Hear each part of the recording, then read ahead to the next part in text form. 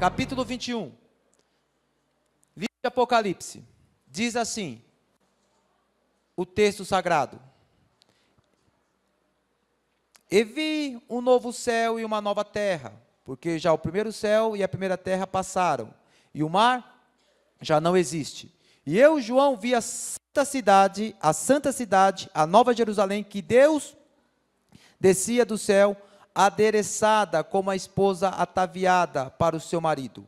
E ouvi uma grande voz do céu que dizia: Eis aqui o tabernáculo de Deus com os homens, pois com eles habitará, e eles serão o seu povo, e o mesmo Deus estará com eles, e será o seu Deus. E Deus limpará de seus olhos toda lágrima, e não haverá mortes, nem pranto, nem clamor, nem dor, porque já as primeiras coisas são passadas. E o que estava sentado sobre o trono disse: Eis que faço novas todas as coisas. E disse-me: Escreve, porque estas palavras são verdadeiras e fiéis. Está cumprido. Eu sou o Alfa e o Ômega, o princípio e o fim. A quem quer que tiver sede, de graça lhe darei da fonte da água viva. Quem vencer, herdará todas as coisas, e eu serei seu Deus, e ele será meu filho. Mas quanto aos tímidos, incrédulos, abomináveis, homicidas, fornicadores, feiticeiros, idólatras, todos os mentirosos, a sua parte será no lago que arde como fogo e enxofre, o que é a segunda morte. Feche teus olhos. Deus Santo, mais uma vez te louvamos por estarmos reunidos aqui, Senhor, nesta igreja, na Assembleia de Deus Madureira, em Parque Guaianazes, para te glorificar e dizer que tu és Deus. A tua palavra será ministrada, pregada. Eu quero lhe agradecer, porque a tua graça foi manifestada neste lugar, e o teu reino está avançando, e o teu nome sendo glorificado. Mais uma vez, Senhor, faça o teu nome ser louvado, magnificado, e o teu reino prosperar. Faça o teu reino ganhar terreno, Senhor, neste lugar e em qualquer outro lugar do Brasil e do mundo que a minha voz alcançar. É para a tua glória, é para o teu reino. Neutraliza o mal, Deus Santo. E eu lhe peço, Senhor, no nome de Jesus, façam que as pessoas me entendam. Assim nós oramos e já te agradecemos. Amém, amém e amém. Preste bem atenção. Eu não vou entrar no mérito, na parte literal ou simbólica do novo céu e nova terra. Não é este o meu objetivo. O meu objetivo é esclarecer a vocês acerca de um evangelho que está sendo pregado em muitas igrejas. A minha intenção é ensiná-los acerca de uma suposta boas novas que está sendo diuturnamente pregado em igrejas organizadas brasileiras. É o evangelho chamado triunfalismo, confissão positiva. Esse evangelho, ele está sendo anunciado como verdade, fiel a muitas pessoas.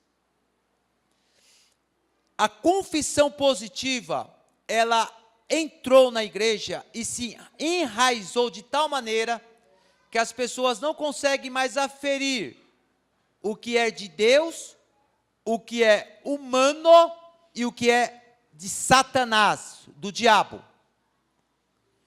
O que significa confissão positiva, triunfar? No nosso dicionário, é obter vitória, é alcançar sucesso, é se sobressair, preponderar. É uma declaração positiva de sucesso, é uma declaração positiva de vitória. Pessoas que sobrepõem as outras. É este evangelho que está sendo pregado. Porém, essa confissão positiva, esse evangelho do triunfalismo, remete a tudo que é terreno, material, humano. E pseudos pastores, pseudos bispos e apóstolos estão criando pessoas que preterem coisas materiais em detrimento aos ensinos de Cristo. Essas pessoas, elas estão crescendo no evangelho e que elas desejam tudo que é terreno, tudo que é temporal, tudo que é humano. Os nossos louvores estão assim: vitórias, bênçãos. Eu separei aqui algumas frases que eu já ouvi em determinadas igrejas, e você também já ouviu e poderá ouvir. Sua vitória está chegando. O melhor de Deus está por vir na tua vida. A dor vai passar, o caroço vai sumir. Olha a cura. A tua causa da justiça que você tanto espera, Deus vai entrar com providência. Vejo o anjo de branco andando pela igreja. Olha o varão de fogo. A porta está se abrindo. Levanta a mão e receba. O inimigo vai cair por terra. Essa é a melhor. Presta atenção. Essa é a melhor. Deus lhe chamou para ser grande. O teu ministério vai brilhar. Deus lhe chamou para ser o maior. Mas quando nós olhamos para os ensinos de Cristo, ele diz assim: o maior tem que ser o menor. No reino dos céus, o menor é o maior. Portanto, essas pregações triunfalistas são antibíblicas. Olha na tua Bíblia. Jesus que fala isso, que o maior é o menor. Sim ou não? Já leram isso na tua Bíblia? Já, avó? Glória a Deus. Já leu isso, já, adolescentes? O menor é o maior. E o maior é o menor. Então, esses homens que pregam este evangelho podem ser ingênuos, porque vai sendo condicionado por outros pastores, ou até mesmo lobos, mercenários. Esse evangelho triunfalista, a principal objetividade é deixar igrejas cheias. Ele não se importa com a salvação das pessoas. Não é isso que ele está preocupado. Ele está preocupado em deixar igrejas cheias. Então, não tem pregação acerca do retorno de Jesus, não tem pregação acerca da salvação e a determinadas classes, acerca de arrependimento, conversão, regeneração, santificação, justificação pela graça, o amor ao próximo, as boas obras de quem é salvo. Não prega contra o pecado, a doutrina da hamartiologia. Ou seja, esses homens abandonam isto para trazer à tona todas estas frases, que via de regra, não vai deixar as pessoas felizes. Mas, quando nós lemos esta passagem que Jesus fala, no verso 7, é isso que eu quero trazer à tona. Quem vencer, herdará todas as coisas, e eu serei o seu Deus, e ele será meu filho. Primeira coisa que eu quero que vocês entendam, é que o evangelho do triunfalismo, a confissão positiva, é tirado em textos fora de seus contextos. Porque toda vitória que esses homens pregam, eles só podem tirar texto do Antigo Testamento, do Novo Testamento não. dentro de contextos, não. Impossível. Não tem vitória, não tem prosperidade. Essa palavra não tem no Novo Testamento. A conquista de terras, a conquista de reinos, a conquistas de muitos bens materiais ocorreram no Antigo Testamento com o povo hebreu, porque era uma promessa que Deus havia feito a Abraão. Mas as pregações, elas são formuladas de formas distorcidas, muito diferente dos contextos do Antigo Testamento. O que é vencer para Cristo? O que é vencer para Deus? Primeira coisa que nós temos que ter em mente é que ninguém venceu, pelo menos nós não. Porque está assim, ó, e ao que vencer, herdará todas as coisas. Nós estamos neste processo para alcançar a vitória. Tem pessoas que já venceram, os vivos, não. Qual a doutrina que eu quero trazer a vocês? A perseverança dos santos. Livro de Mateus, capítulo 24, verso 13. Aquele que perseverar até o fim, será salvo. Então, a nossa vitória, ela não chegou. A tua vitória não chegou. Enquanto você estiver nessa vida, nunca chegará. Presta bem atenção no que eu estou falando. Paulo, ele fala desta forma: se outra pessoa pregar outro evangelho além desse que eu prego, seja anátema. É este evangelho que eu prego, está sendo gravado, para que até mesmo se acontecer comigo, porque Paulo fala, se eu mesmo pregar outro evangelho, Paulo fala sobre isso, porque um grande pastor, ele pregava contra a teologia da prosperidade, e hoje ele mudou, tem até livros defendendo a teologia da prosperidade. Então é anátema essa pregação. Então se eu mudar, anátema, maldito, tem que ser desprezada qualquer tipo de pregação, se for fora das escrituras. Se um anjo do céu descer, se Paulo aparecer aqui, Elias, João Batista e qualquer pastor presidente de qualquer Assembleia de Deus, de qualquer congregação, de qualquer igreja tradicional, pregar qualquer outro evangelho contra este que eu prego, seja anátema. Teologia da prosperidade, evangelho do triunfalismo, confissão positiva, tem que ser anátema, jogado fora, dispensado. O que é vencer? Vencer é suportar. Já anotem aí essa palavra, suportar. Enquanto vivos, nós temos que suportar. E a primeira coisa que nós temos que suportar é a depravação moral deste mundo caído. Nós nunca vivemos um mundo tão imoral, tão promíscuo, tão nojento, tão mesquinho. Nós nunca vivemos. As crianças e adolescentes estão sendo depravadas. Os casamentos estão sendo dissolvidos por tantos adultérios. As pessoas pensam assim, eu vou casar, se não dá certo eu separo. Ou seja, não há comprometimento nem mesmo no dia do casamento no civil. Não há amor. As pessoas estão cada dia mais imorais sexualmente.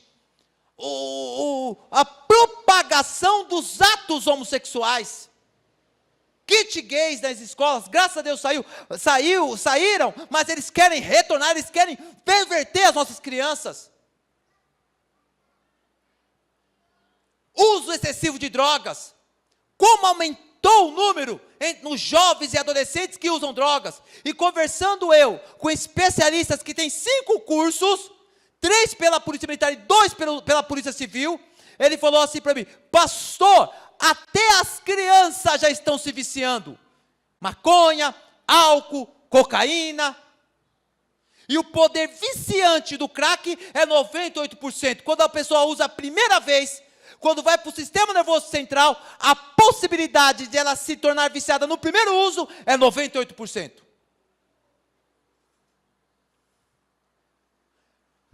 Feiticeiros, mentirosos. E a idolatria, ela aumentou de tal forma, diga idolatria humana. Pessoas que idolatram o próprio corpo, pessoas que idolatram outros religiosos. Então a primeira coisa que nós temos que suportar é a depravação deste mundo caído. É isso que você tem que suportar. Porque a nossa natureza é uma natureza adâmica. Dentro de nós a propensão para o mal, para escolher o errado. Então nós temos que suportar isto. Afastar, excluir essas coisas. E como nós fazemos isso? Através da santificação. Vida com Deus, vida de oração, leitura bíblica, jejuns. Esse esforço é seu, esse esforço é meu. A primeira coisa que nós temos que suportar é a depravação deste mundo moral tão decaído. A segunda coisa que devemos suportar é a sedução pelas riquezas. O nosso mundo é capitalista. As pessoas são movidas por dinheiro, pelo ter, pelo obter, pelo ganhar. As pessoas, elas desejam muitas riquezas. E o dinheiro passa a ser o Deus dessa pessoa. Então nós temos que suportar a sedução pelas riquezas. As pessoas se tornaram gananciosas, egoístas, corruptas em todos os níveis. Quando nós olhamos para o nosso poder legislativo, que é o órgão que tem que criar leis, e olhamos para os nossos deputados estaduais, deputados federais, quando nós olhamos para os nossos vereadores, nós nunca vimos tanta corrupção no nosso sistema político. Por qual motivo? Dinheiro. Homens, empresas envolvidas com lavagem de dinheiro. E não se escandalizem se aparecerem nomes de igrejas. A sedução ao dinheiro. Olha só o que Paulo fala a Timóteo, no capítulo 6, do verso 9, olha o que Paulo ensina a Timóteo: mas os que querem ser ricos, caem em tentação, e em laço, e em muitas concupiscências loucas e nocivas, que submergem os homens na perdição e ruína, porque o amor ao dinheiro é a raiz de toda espécie de males, e nessa cobiça alguns já se desviaram da fé, e se transpassaram a si mesmo com muitas dores. O que Paulo está dizendo? Naquela época, presta atenção, olhem para mim, muitos homens na época de Paulo se desviaram da fé por causa de dinheiro. Sabe por qual motivo? Sabe? Porque se tem um nome para vender e que dá lucro, é Jesus. Olhem para mim, o nome Jesus dá lucro. Quem não quer comprar Jesus? Quem não quer ter Jesus dentro da casa? Quem não quer? Um homem que veio nessa terra só fez bem, não teve um sequer erro. As pessoas vendem Jesus, materializam Jesus em canetas, compra caneta, rosa ungidas, compra rosa ungidas, compram toalhas, compra a porta de emprego. Esses homens que fazem isto, não são homens de Deus, são mercenários lobos. Comercializam o nome de Jesus, vão pagar caro com Deus, Por que eles estão preocupados com os canais do YouTube? Porque os negócios estão sendo revelados, esclarecidos, porque Jesus fala que nada que faz no obscuro vai ficar no obscuro, mas os seus negócios serão revelados. Deus vai levantar muito mais homens para pregar contra esse escândalo nas igrejas. Então muitos homens caíram por causa do dinheiro. Então nós temos que suportar a sedução pelo dinheiro. Porque o desejo humano é ter posses, é ter bens, é obter. Pastores que não defendiam a teologia da prosperidade, hoje foram para os Estados Unidos da América e trouxe isso no Brasil, fazendo livros, palestras, dizendo que Deus vai te prosperar, que Deus vai te fazer grande, que Deus vai te fazer empresário. Jesus fala assim: sempre haverá pobres, e deles é o reino dos céus. E é muito difícil um rico herdar o reino dos céus. Por quê? Porque o coração dele está no dinheiro. Não deseja o dinheiro. Não seja seduzido pelo dinheiro. Suporte o dinheiro, porque fez muitos se desviarem da fé. E muitos homens ainda cairão por causa do amor ao dinheiro. Tem que suportar a sedução pelas riquezas. Terceiro, suportar as dificuldades da vida. Primeiro, vamos lá, suportar a depravação deste mundo moral. Segundo, suportar a sedução pelas riquezas.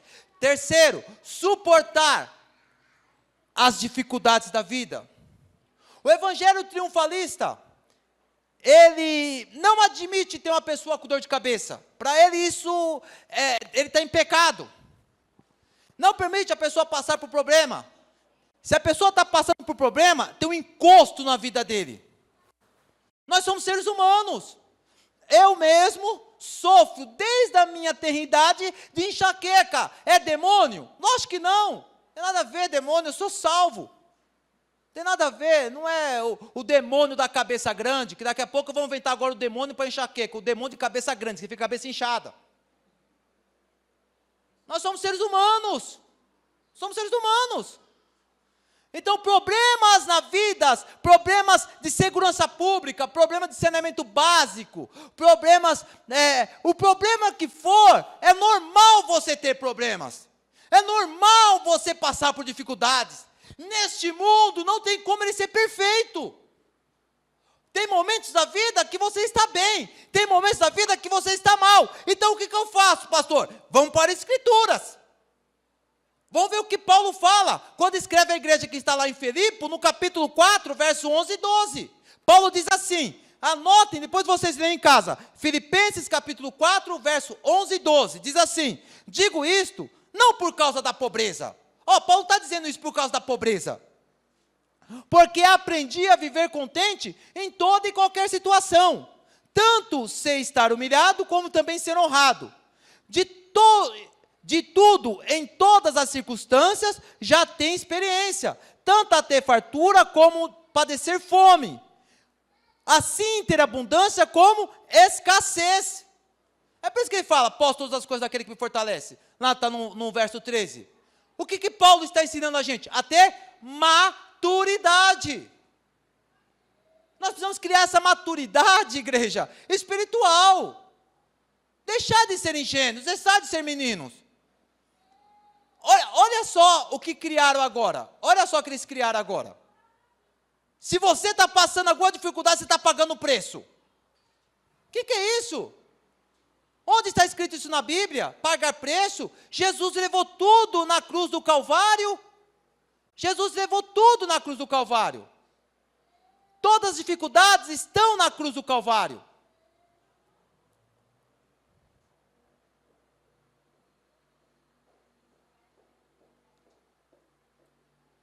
Presta bem atenção. Então inventaram isso agora. Inventaram este nome. Vai pagar preço. Você não vai pagar preço nenhum, meu irmão. O que acontece conosco é a lei da semeadura. Nós colhemos o que plantamos. Vamos pensar no homem que foi a vida inteira mal e se converte a Cristo. Presta atenção que eu estou ensinando a vocês, olhem para mim. Ele a vida inteira fez coisas más, praticou crimes, e foi condenado pela justiça, é salvo. Vai pagar pelos atos que ele fez, vai ser preso, vai passar por dificuldades na penitenciária, não está pagando o preço. Quem pagou o preço por você e por mim, foi Jesus na cruz do Calvário. Nós não pagamos preço nenhum. Eu vou falar algo a você, e você não fica escandalizado. Seja forte, seja maduro. Talvez há pessoas da sua família que nunca vão se converter. E essa pessoa vai te dar trabalho a vida inteira. Isso que eu estou falando é muito sério. Porque tem pessoas, eu não estou falando para você desistir dessa pessoa que você ora. Eu não estou falando para você desistir dessa pessoa que você ama. O que eu estou dizendo para você é suportar as aflições que este mundo te propõe, que este mundo ele concede a todos os seres humanos. E você é um ser humano. Suportar as dificuldades da vida. Jesus disse assim, ó, se eu passei dificuldades, se o Senhor passa dificuldade, imagine o servo. O servo não pode ser maior que o Senhor? Suportar as dificuldades da vida. Quarto, anotem aí, suportar as perseguições por amor do Evangelho. Suportar as perseguições por amor ao Evangelho. Todas as pessoas que se submetem a viver uma verdadeira vida em Cristo, está sujeito a ser perseguido. Todos. A partir do momento que você propõe, presta bem atenção, que você propõe a ter uma vida em Cristo, você está sujeito a ser perseguido. Porque o mundo não consegue compreender o Evangelho de Cristo. Presta bem atenção no que eu estou ensinando a vocês. O Evangelho de Cristo é uma coisa ilógica, é uma coisa irracional. Ela vai contra tudo que o mundo ensina. Você está esperando quem? Um homem perfeito que morreu por você? Esse homem ressuscitou no terceiro dia? Esse homem vai voltar para trazer uma igreja? Não é ilógico? Não é irracional? Não é uma coisa de louco? É por isso que Paulo fala que para os gregos, o nosso evangelho é uma loucura. Para os judeus é um escândalo. Mas para nós é poder de Deus. O evangelho é poder em nossas vidas, é poder de transformação, de conversão, de regeneração, de fazer uma pessoa pior que ela seja, e uma pessoa boa e que anuncie Cristo. Quando nós propomos em nossos corações, em sermos verdadeiramente servos de Cristo, você está entrando em um pelotão, a um exército. Se você está se alistando, e o general é Cristo, então as pessoas vão te perseguir. Satanás não vai se materializar, ele vai mandar as potestades, os principados neles, em homens, em pessoas que às vezes vocês amam, para te afrontar, para te caluniar. E o que eu devo fazer? Suportar. Aí vem o ensino de Jesus. Fez o mal, paga com o bem. Falou mal, fale bem. Te injuriou, ore por essa pessoa. Aí sim vai se manifestar o verdadeiro evangelho, o verdadeiro Cristo em você vai ser manifestado, o nome dele vai ser glorificado e o reino vai avançar. É dessa forma que ganhamos as pessoas, praticando o bem, por mais difícil que elas sejam. Suportar perseguições. Os profetas sofreram perseguições, os apóstolos sofreram. No segundo grande avivamento que teve na história da igreja, John Wesley, o seu irmão Carlos, Jonathan Edwards, esses homens, eles sofreram perseguições. Eles sofreram dificuldades. Eles padeceram muitas coisas. Nós também temos que suportar as aflições por amor de Cristo. É por isso que eu trago à tona isso a vocês. E o que estava sentado sobre o trono disse: eis que faço novas todas as coisas. Escreve isso, acrescenta isso, porque essas palavras são fiéis e verdadeiras.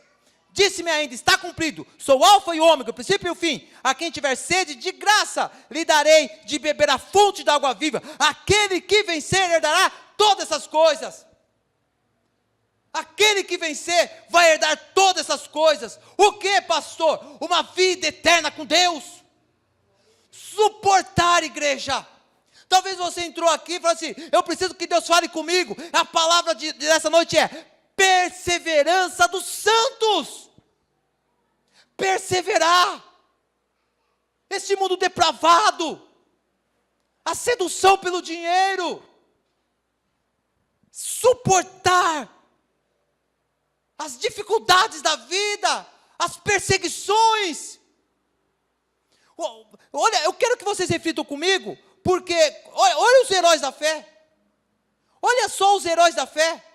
Quando nós olhamos em Hebreus, no capítulo 11, a partir do verso 33, presta bem atenção. Os quais pela fé venceram reinos, praticaram a justiça, alcançaram promessas, fecharam as bocas dos leões, apagaram a força do fogo, escaparam do fio da espada, da fraqueza e ficaram fracos, tiraram forças, na batalha se esforçaram, puseram em fuga os exércitos estranhos. As mulheres receberam pela ressurreição os seus mortos. Uns foram torturados, aí ó, uns foram torturados, não aceitando o seu livramento para alcançar uma melhor ressurreição. Não, pode torturar. Outros experimentaram escárnios e açoites, e até cadeias e prisões. Meu Deus! Outros foram apedrejados, cerrados, segundo a história é Isaías, tentados, mortos ao fio da espada, andaram vestidos de peles de ovelhas de cabras, desamparados, aflitos e maltratados. Oh Deus, presta atenção! Dos quais o mundo não era digno, errantes pelo deserto, errantes pelos montes, pelas covas e cavernas da terra, e todos estes, tendo tido testemunha pela fé, não alcançaram a promessa, provendo Deus alguma coisa melhor a nosso respeito, para que eles, sem nós, não fossem aperfeiçoados. Olha o que esses homens passaram, olha o que esses homens sofreram. Quando Deus chama Abraão, preste bem atenção, olhem para mim, Deus fala assim: eu vou te dar uma terra. Abraão não recebeu terra nenhuma, ele andou errante pelo deserto, ele não recebeu nada. Ele falou: Senhor, cheguei a Canaã, mas não é tua. Aí eu fico pensando, o que Isaías, ele viu no capítulo 6 do livro, que ele começa a falar, na morte do rei Uzias. É uma das passagens mais lindas que tem na Bíblia. Isaías, ele fala, na morte do rei Uzias, eu vi o Senhor assentado sobre o alto e sublime trono, e o seu séquita enchia todo o templo. Os serafins estavam acima dele, cada um tinha 6 asas, com 2 cobriam os seus rostos, com 2 cobriam os seus pés, e com 2 voavam, e clamavam uns aos outros, dizendo, presta bem atenção, Santo, Santo, Santo é o Senhor dos exércitos, toda a terra está cheia da sua glória, e os umbrais das portas se moveram, com a voz do que clamavam, e a casa se encheu de sua fumaça. Então disse eu, ai de mim que estou morrendo, ai de mim que estou perecendo, porque eu sou um homem de lábios impuros, e habito no meio de povo de impuros lábios, e os meus olhos viram o Rei, o Senhor dos exércitos. Presta atenção, o que foi que Isaías viu nessa visão, meu Deus? Para se permitir, segundo a história, ter o corpo cerrado. Que vitória que esse homem teve nesse plano terreno. Que vitória que esse homem teve neste mundo. Andar errantes, sem nada, abriram mão de famílias, de filhos, abriram mão de casas. A vitória nossa não consiste neste plano. Tira o coração deste plano. Tira o coração desta vida. Conversando com o pastor Alex, ele falou, o evangelho é completo.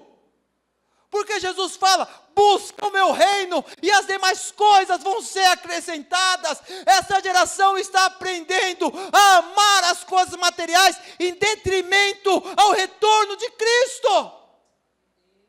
O que Isaías viu? Ele falou, eu vi o Senhor, eu vi o Rei, eu vi o Santo, Santo, Santo Senhor dos exércitos. A terra está cheia da glória do Senhor. Esses homens foram chamados heróis da fé, não porque pregaram a teologia da prosperidade, não porque pregaram o evangelho triunfalistas, não porque amaram todas as pessoas, não porque foram chamados de apóstolos, reis, não, eles foram chamados de heróis da fé, porque eles deram a vida por Cristo.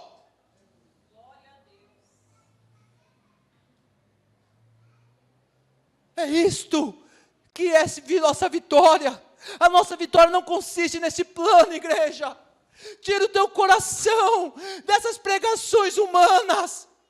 Tira teu coração dessas pregações triunfalistas. A tua vitória no arrebatamento da igreja, ou se você morrer, você se manter fiel. Eu quero te ensinar a perseverança dos santos.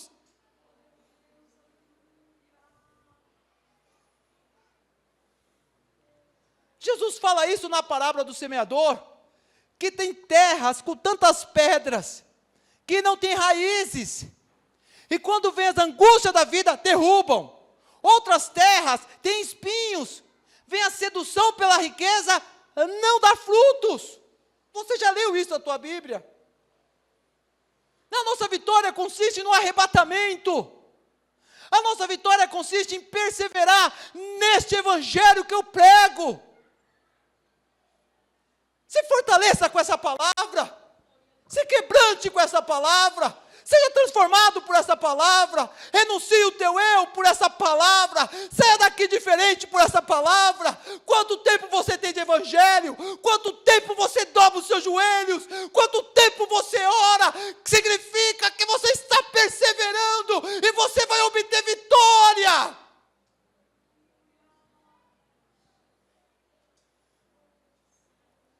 É isto que é vitória, é isto que é evangelho. As pessoas têm que olhar para nós e nos vermos como astro. É por isso que Paulo fala, quando nós olhamos lá em Romanos 8, ele fala, mas em todas essas coisas são mais que vencedores. Olha lá o contexto, olha o que Paulo está dizendo, olha a agonia que ele passa. Ele está falando acerca da justificação pela graça, acerca dos escolhidos. Ele fala que nada pode separar o amor de Cristo, nem a morte, nem a fome, nem a nudez, nada pode separar. O que significa isso? É suportar todas as coisas por Cristo.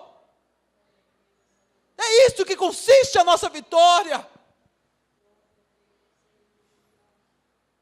Porque da forma que nós estamos andando, da forma que a igreja está caminhando, cada dia vão surgir mais escândalos, homens abrindo mão por causa de Cristo, por causa de todas essas seduções mundanas. A tua vitória vai ocorrer de duas formas, presta bem atenção e eu encerro. Presta bem atenção. Eu não sei o que Isaías viu para mudar totalmente a vida dele, mas eu oro a Deus e falo, Senhor, irmãos, presta bem atenção. Eu estava orando a Deus, eu falei assim, Senhor, eu sei, irmãos, é meio ilógico, você não vai entender. Eu falei assim, Senhor, qual é o teu nome? Eu estava orando ontem pela manhã, logo pela manhã. Eu falei, Senhor, qual que é o teu nome? É uma coisa ilógica. Eu falei, Senhor, qual que é a tua face? Oh, igreja, presta bem atenção. Eu estava falando assim, Senhor, como é o teu toque? Senhor, qual que é o teu cheiro? porque na Bíblia fala que nós somos o bom cheiro para Deus. Eu queria sentir, eu estava humanizando Deus, para poder ter mais intimidade com Deus. Eu quero ter Deus mais perto de mim. Eu quero senti-lo mais. Eu quero ter mais intimidade com Ele. Talvez vocês não possam entender o que eu estou dizendo, mas se Ele se revelou com alguns nomes, né, como Alfa, como Ômega, eu queria mais. Moisés fala para Deus: Senhor, Senhor, me dê mais de Ti. Presta atenção, Felipe. Felipe é sensacional. Felipe, ele acaba com o evangelho do triunfalismo. Felipe acaba com o evangelho humano. Felipe fala assim: Senhor, mostra-nos o Pai, mostra-nos o Pai. Senhor, nós não queremos cura, nós não queremos tirar caroço, eu não quero curar lepra, eu não quero, Senhor, meu barco de volta, eu não quero nada, a única coisa que eu quero, Senhor, é o Pai. Felipe estava do lado do Pai, Felipe estava conversando com o Pai, Felipe estava frente a frente com o Pai, e a única coisa que ele falou: Senhor, mostra-me o Pai. É esse que tem que ser o seu desejo é: Senhor, retorne, Maranata. Eu quero perseverar, eu quero crescer, eu quero suportar. Talvez você veio nessa noite e diz assim: Senhor, fala comigo. Esta é a palavra revelada de Deus ao teu coração. Suporte, igreja, suporte, meu irmão, suporte, minha irmã, suporte, adolescente, porque parece utópico e ilógico, mas Jesus vai retornar.